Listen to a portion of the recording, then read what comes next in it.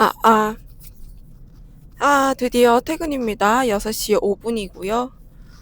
아마도 영상 도중에 동생한테 전화가 올 수도 있어가지고, 끊길 수도 있다는 점을 미리 알려드립니다.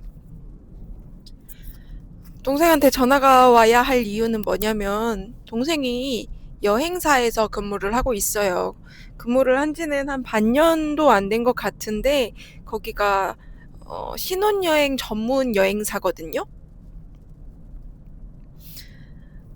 근데 저도 뭐 팜투어 이제 이름은 한 번도 들어본 적이 없는데 이번에 명본의 누나가 10월에 결혼을 하면서 신혼여행지를 좀 고민을 하고 있다가 여기저기 여행사에 상담을 받았나 봐요.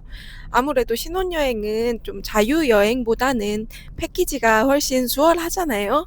또 장기적으로 가야 되는 것도 있고 또 그 안에서 최대한 많이 보고 최대한 많이 편하게 즐기고 오려면은 전문가의 그러한 계획이나 스케줄 같은 거에 도움이 필요할 거라는 판단에 패키지를 이용하기로 했다고 해요. 그래서 여기저기 알아보다가 팜투어라는 곳을 상담을 받았었는데 이제 제 동생이 여행사에서 일하는 것을 듣고 그럼 제 동생한테 혹시나 어떤 실적이라든지 이런 게 도움이 되지 않을까 해서 저한테 문의를 주셨어요. 그래서 저 역시도 동생한테 문의를 했죠. 음, 근데 문제가 발생합니다. 동생이 일하는 곳은 서울 본사고요. 언니가 상담받은 곳은 대전이었어요. 대전 지사에서 상담을 받았는데 이게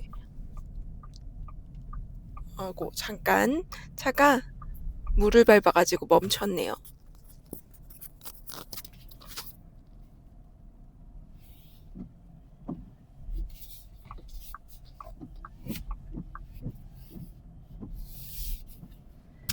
네, 다시 시작하겠습니다. 시속 30km 단속 구간입니다.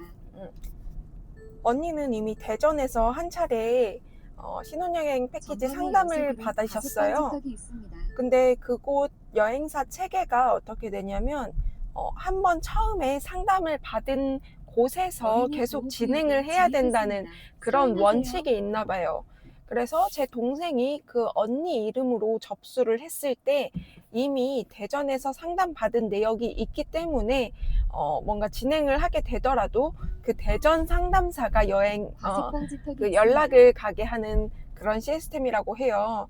그래서 아니 그래도 언니가 이제 너한테 좀 실적도 쌓아주고 또 아는 사람이니까 조금 더 잘 봐주길 바라는 마음에서 너한테 신청을 한 건데 그거를 못 바꾸냐 했더니 그 시스템이 좀 바꾸기가 어렵다고 해요. 그래서 이제 동생이 찾아보다가 그러면은 누나 친구 중에 다른 사람이 먼저 팜 투어를 다녀왔는데 그 매니저한테 뭐 상담을 받고 싶다 이런 식으로 고객이 추천인을 통해서 뭐 하게 되는 경우에는 또 변할 수도 있다고 해서 그런 식으로 진행을 했습니다. 그래서 이제 언니는 조금 바쁘기도 하고 또 이거는 또 동생과의 사실 또 동생의 실적이라든지 본인의 목표를 달성하기 위함이기 때문에 조금 소비자한테 그런 부담을 전가할 수는 없어서 그래도 친누나인 제가 직접 전화해가지고 저 여기 언니가 이번에 신혼여행을 가게 됐는데 언니가 너무 바빠서 제가 대신 전화 드렸습니다. 제 친구가 이번에 그쪽 여행사를 통해서 신혼여행을 다녀왔는데 좀 만족했다고 해가지고 그 매니저님 통해서 스케줄을 짜고 싶습니다. 이렇게 좀 연락을 했더니 상담사분께서 이렇게 저렇게 안내를 해 주셨습니다. 그런데 의외로 꽤나 꼬치꼬치 캐 묻더라고요. 그 매니저 이름이 무엇이냐, 언니 이름이 무엇이냐. 그래서 언니 연락처가 무엇이냐길래 언니 연락처 찾아서 알려드렸더니 언니 이름을 이미 알고 있더라고요. 전산상에 번호와 뭐 그 사람의 개인 정보라든지 이런 것들이 남아 있었나 봅니다. 아니나 다를까 대전에서 상담하신 내역이 있어서 이쪽을 통해서 가능하다길래 저 혹시 뭐 친구가 이번에 여행사 통해서 다녀왔는데 그 매니저 통해서 해달라라고 하니까 뭐 흔쾌히 해주셨고 이제 제 이름도 물어보더라고요.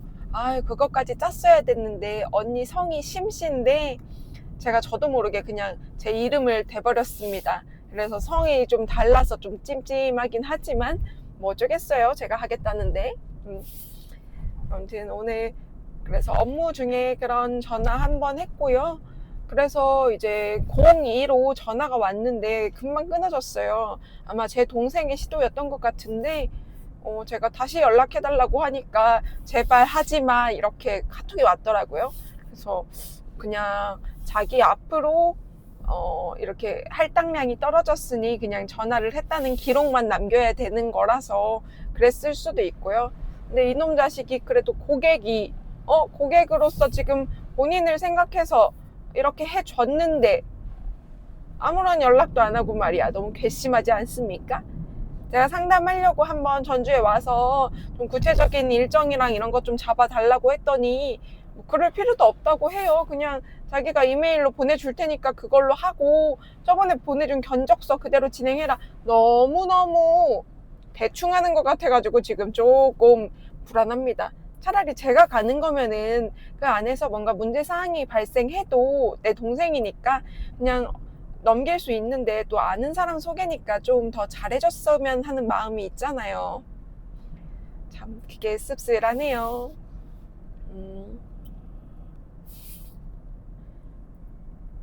참 근데 동생이 처음에 여행사에 취업했다고 했을 때 요즘 이렇게 AI도 다 발달이 되어 있고 누구나 인터넷을 검색할 수 있는 시기이기도 하고 그리고 뭐 유튜브, 네이버 등등 다양한데 왜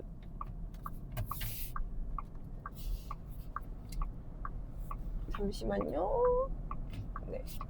네. 왜 여행사를 갔을까? 요즘 여행사는 조금 레드오션이지 않나, 사양산업이지 않나 라는 생각이 있었어요.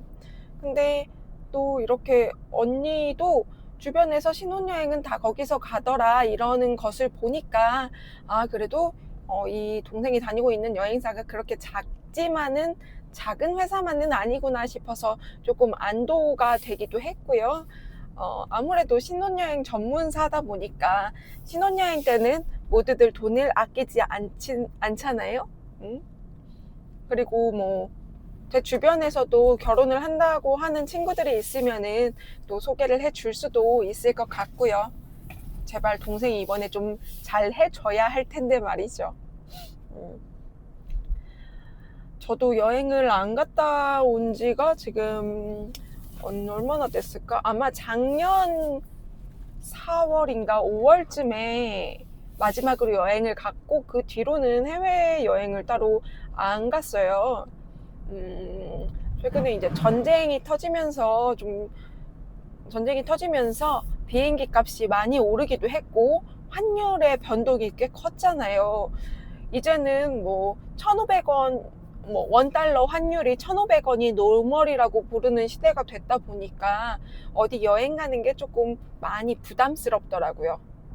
아, 제가 방금 전에도 또 느낀 게 제가 이런 부가적인 단어를 많이 쓰더라고요. 그런 어휘를 많이 쓰지 않으려고 노력을 해야 되는데 무의식적으로 나옵니다. 계속해서 연습을 해야겠죠? 무튼도 쓰면 안 되는 건가? 작년에 제가 여행을 갔던 곳은 나트랑이에요. 제가 전 회사 여직원들과 1년에 한 번씩 해외여행을 가곤 했어요. 저희가 나트랑도 2번인가 3번 다녀왔고 대만도 한 차례 다녀왔고 예전에는 일본도 다녀왔어요. 저희의 여행 시작은 일본이었거든요. 그 당시가 코로나 직전이었고 같이 회사를 다니고 있었어서 회사 휴가에 맞춰서 다녀올 수 있었습니다. 일본 뭐 오사카, 도쿄 이런 도시가 아니라 오이타? 지금도 사실 그 지명이 익숙하지가 않아요. 처음 들어보는 지명이기도 했고 주변에 말을 하면은 다들 거기가 어디냐고 다 모르시더라고요. 그리고 확실히 갔을 때 관광지 느낌은 아니고 그냥 현지인들이 사는 곳 그냥 일본인데 관광객이 많이 없는 곳, 그런 느낌이었습니다. 그때 그래도 여행의 기억이 굉장히 좋았어요. 친구들끼리 여행 가면은 많이 싸운다고 하잖아요. 서로 안 맞는 것도 많고, 서로에 대한 흠집, 이런 것들이 보이다 보니까, 또 낯선 환경에서, 막 48시간, 72시간 그 이상을 같이 지내다 보니까, 또 싸울 일도 생길 수밖에 없고, 그런데 이제 저희는 그런 것들이 보이지 않았고, 오히려 같이 있을수록 좀 더 유쾌하고, 뭔가 서로가 직급이 있고 직책이 있고 회사에서 만났다 보니까 존댓말을 하고 나이가 다 다르다 보니까 서로가 먼저 하려고 하고 내가 하려고 하고, 그런 이타적인 감정 덕분에 좀 좋은 여행이 되지 않았나 싶어요. 각자가 개인주의적인 성향이 없지 않아 있는데, 그것도 서로가 다 비슷하다 보니까, 그럼 저는 피곤하니까 안 갈게요 라고 하는 말이 부담스럽지도 않고, 그렇게 말을 한다고 해서 남겨진 사람들이 그거에 대해서 서운해하거나 그런 것도 없다 보니까 좀 우리 여행 스타일이 참 잘 맞는다라는 얘기를 줄곧 했었고요. 그 뒤로도 그래서 함께 여행을 많이 다니고 있습니다. 올해는 아마 좀 그냥 넘어갈 것 같기는 해요. 이제 대외 환경적인 요소, 경제적인 요소, 이런 것들이 크다 보니까 아마 좀 지나치지 않을까 싶은데, 좀 더 경제 상황이라든지 모두의 삶이 좀 더 원활해진다면 그때 다시 여행을 하고 싶습니다.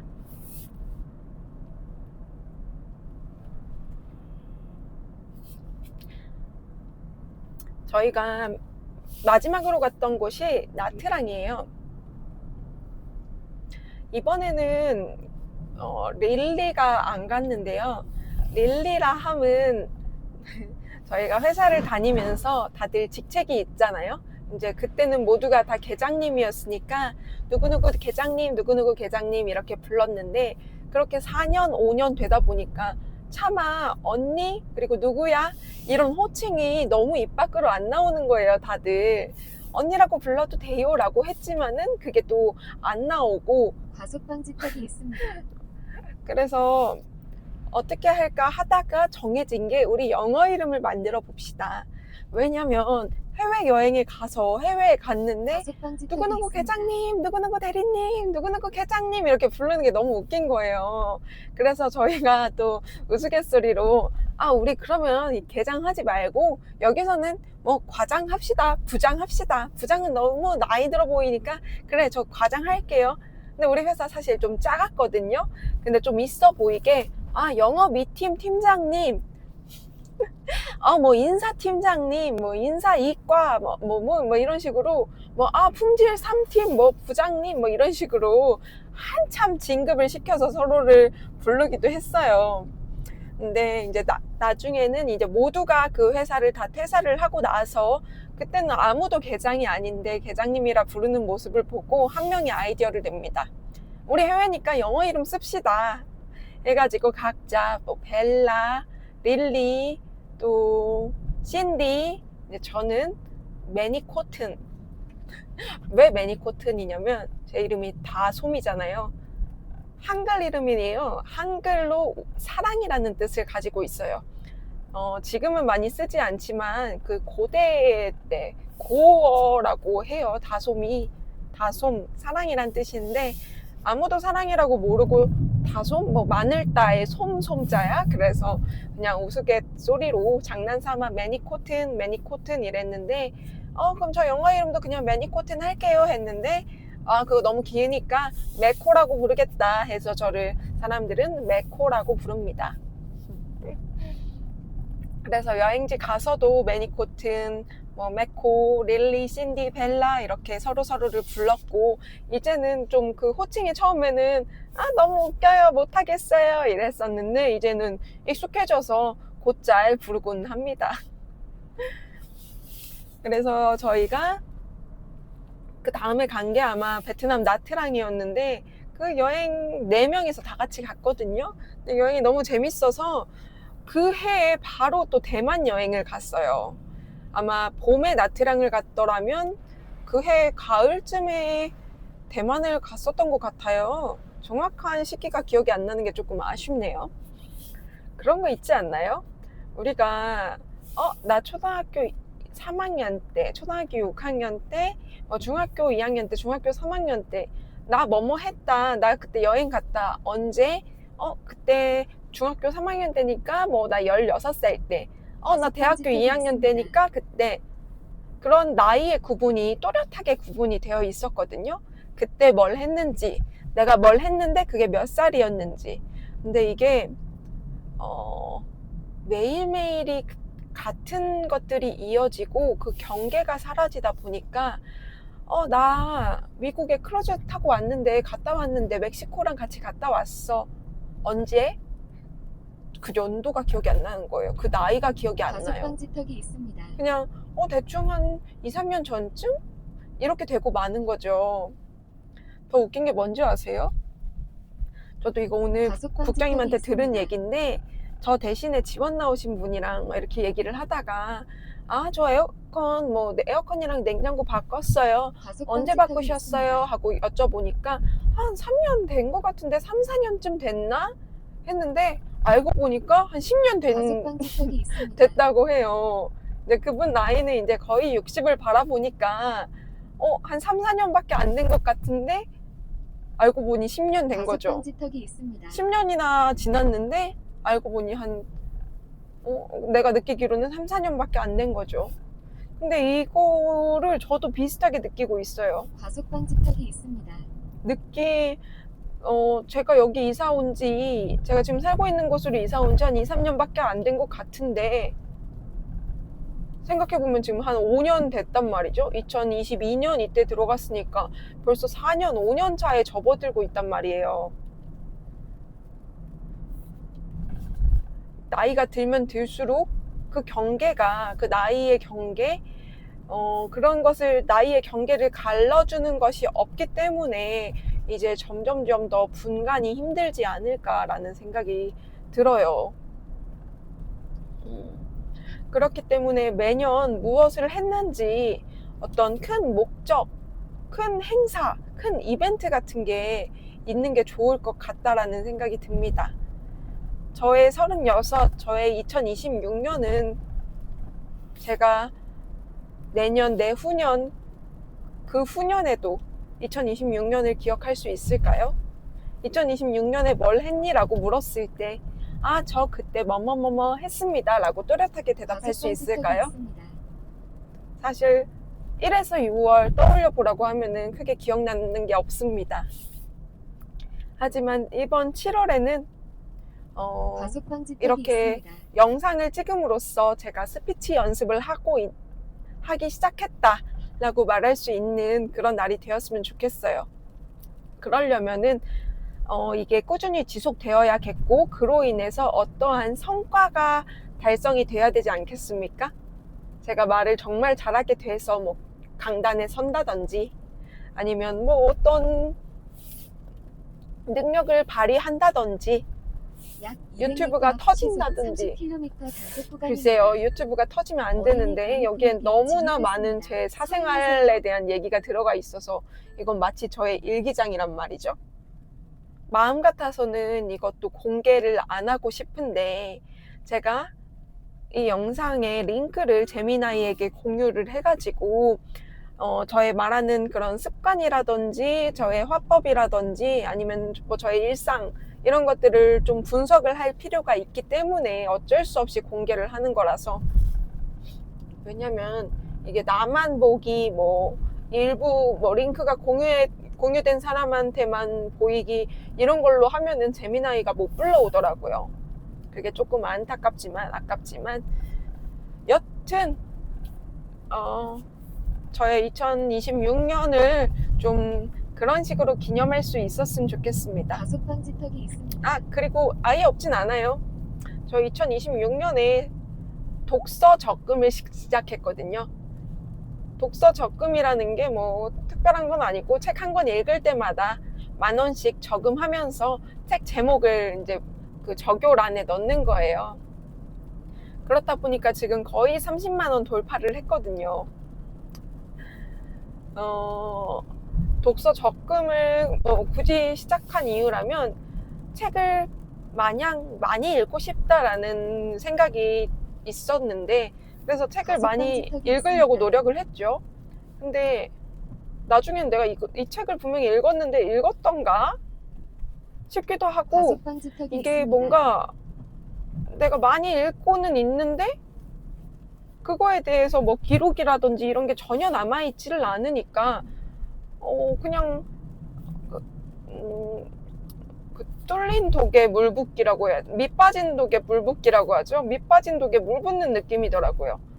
나는 분명히 읽었는데 이게 뭔가 쌓여지는 느낌이 들어야 되는데 그렇게 쌓이는 느낌이 전혀 들지가 않아서, 근데 그러면 독서 노트를 쓰자, 독서 기록을 하자 했는데, 또 예전에 제가 독서 기록을 한 적이 있어요. 처음에는 좋았거든요, 이렇게 기록을 하는 것 자체가. 근데 그게 시간을 너무 많이 잡아먹기도 하고,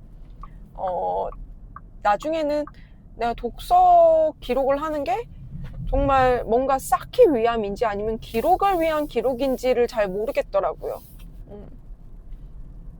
그래서 기준대로 뭔가 되지를 않아가지고, 그리고 그렇게 기록한 것을 내가 나중에 펼쳐보면 좋은데 또 그게 또 잘 되지를 않다 보니까 기록하는 행위를 일단은 멈춰둔 상태입니다.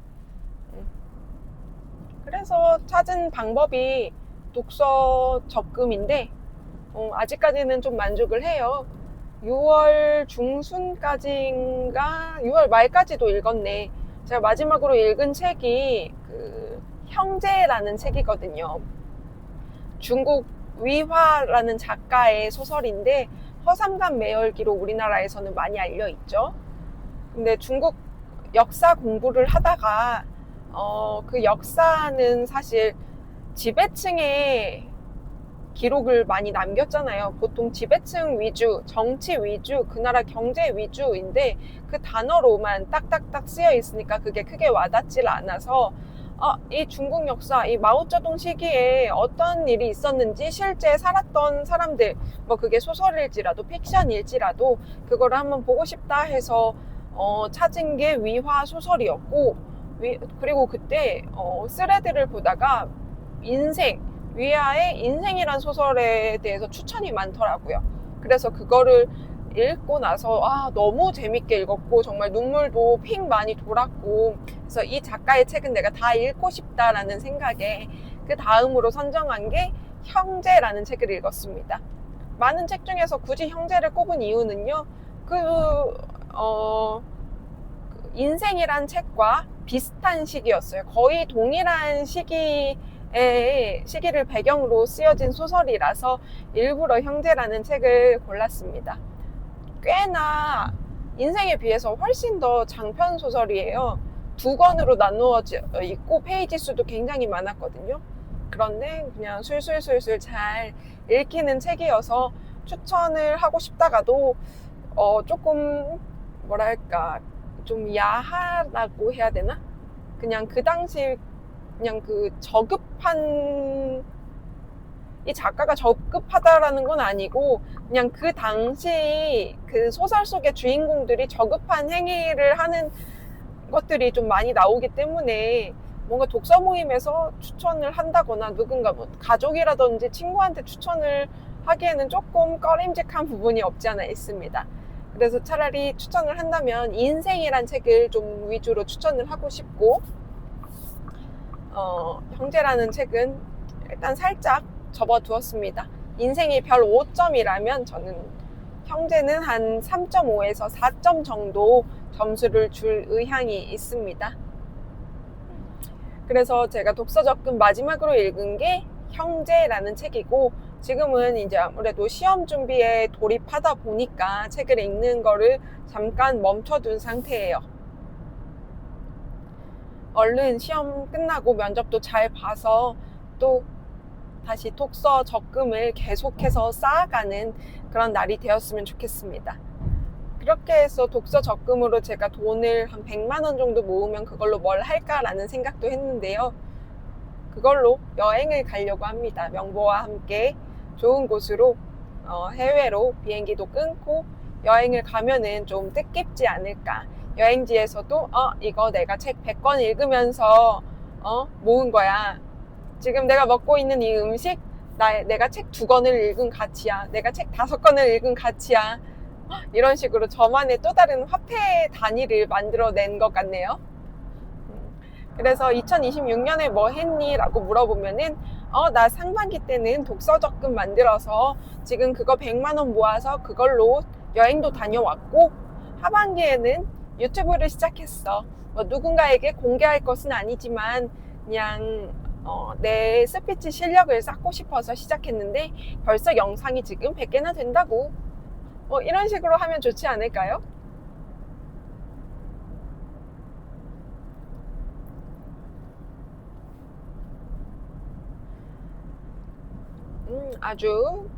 오늘 아주 말들이 좀 생산적인 것들이 많았던 것 같아요.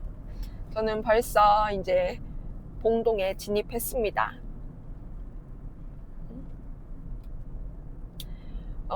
오늘은 카페에서 공부를 하다가 밥 먹고 오는 친구들과 만나서 잠깐 수다를 떨고 집에 올 예정이에요. 원래는 오늘 한 명이 출산을 하고 한 명이 임신을 하고 이달 말쯤 출산 계획인데, 그래서 그 전에 한번 보자, 시간 되는 사람들끼리. 그래서 우리 넷이 한번 봅시다 라고 했는데, 제가 그 후에 원서 접수를 하게 됐고 당장 다음 주에 시험이다 보니까 원래 밥을 먹고 카페를 가기에는 조금 부담스럽더라고요. 방금도 또 조금 했어요. 조금 그만 좀 합시다, 이다솜씨. 그래서 밥을 먹기엔 좀 부담스러워서 약속을 취소를 할까 했는데, 어차피 밥 먹고 그들이 또 저희 집 앞까지 와주기로 했단 말이에요. 어차피요, 동네에서 보니까 내가 밥 먹는 것까지는 부담스럽고 밥 먹고 카페로 오셔라. 나는 카페에서 공부를 하고 있을 테니 카페로 오면은 그때 같이 수다를 떨자. 지금 이렇게 얘기를 해 놓은 상태입니다. 그래서 저는 지금부터 가서 공부를 좀 할 건데, 그들이 만약 8시에 온다고 해도 1시간도 공부를 못 하겠네요.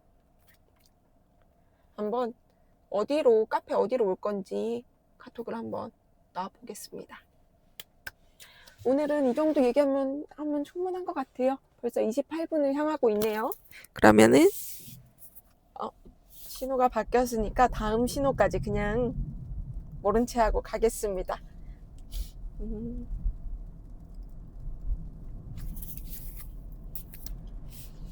제가 저번에 녹화를 한 줄 알았는데 도서관에서 공부 마치고 집에 가는 길에 막 한 10분을 넘게 이렇게 떠들 했는데 안 갔잖아요? 녹화가 안 됐었잖아요? 그 뒤로 화면을 한 번씩 체크하는 버릇이 생겼어요. 그리고 또 몰랐는데 이게 아이폰 잠금 화면에서 카메라를 켜고 동영상을 찍는 거는 또 1분밖에 녹화가 안 되는 것 같더라고요. 그걸 어떻게 알았냐면, 지난번에 제가 녹화된 것을 열었는데 1분 딱 59초만 녹화되어 있는 것을 보고, 이게 아마도 잠금 화면에서 내가 화면을 열어가지고 녹화가 안 됐나 보다. 그래서 그 뒤로는 화면에 이제 아이폰 딱 켜서 카메라까지 확실히 들어온 후에 녹화 버튼 확실히 누르고 마이크도 확실히 켜는 습관이, 지금 동영상 제가 한 5개, 6개 정도 찍었나요? 습관이 잘 생겼습니다. 자, 그러면 오늘은 진짜 끝!